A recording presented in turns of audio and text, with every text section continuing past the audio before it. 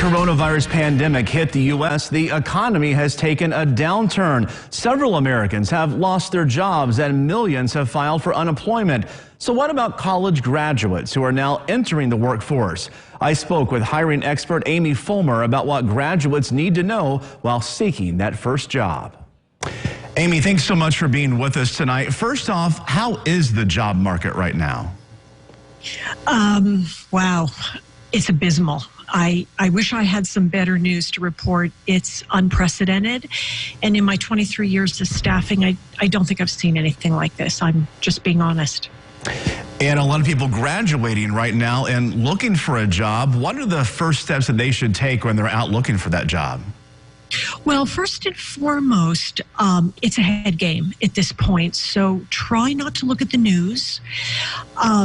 You've got to keep your morale high when you're looking. Number two, looking for a job is a full-time job. And I don't think a lot of new grads know that because they haven't really been through the process. You've got to be incredibly organized. Have that interview suit ready to go. And don't use it to go, eat tacos because you'll spill on it. Keep your cell phone charged. You could get a call out of the blue. You've almost got to be ready to go at a moment's notice. Of course, you need your resume in tip-top order. And if you don't know how to format it, there's many online free resources you can use. Get ready to roll up your sleeves and be busy. Yeah, and with everything going on right now, many people would probably assume that this is not a good time to look for a job, is it? Well, I disagree. I take the contrarian attitude because I've been through, this is my fourth cycle at this point of downturns and disasters in my career. And what I've always found is somebody always finds their dream job just when things look bleak. It doesn't mean that you keep your head in the sand and you pretend that nothing's wrong, but there's a job for everybody. But the other good thing is out of a crisis comes new opportunities. And I believe we're in one of those transitions right now. And so I think there's going to be lots of new jobs. The landscape is changing. And this is actually, I think, a great time to be entering into the workforce. Well, that's good to know. What insight could you give us? What industries are hiring right now? Well, I'm very high on blockchain, cryptocurrency, distributed ledger technologies, smart contracts. All things tech are going to be huge. But the other thing, too, is don't discount an opportunity that could come out of left field. Like, for an example, what you and I are doing now via Zoom. Let's say there was some remote tech support, customer servicey type job that they want remote workers from home. You're going to start to see a lot of those opportunities step up. And of course, young people are so tech savvy.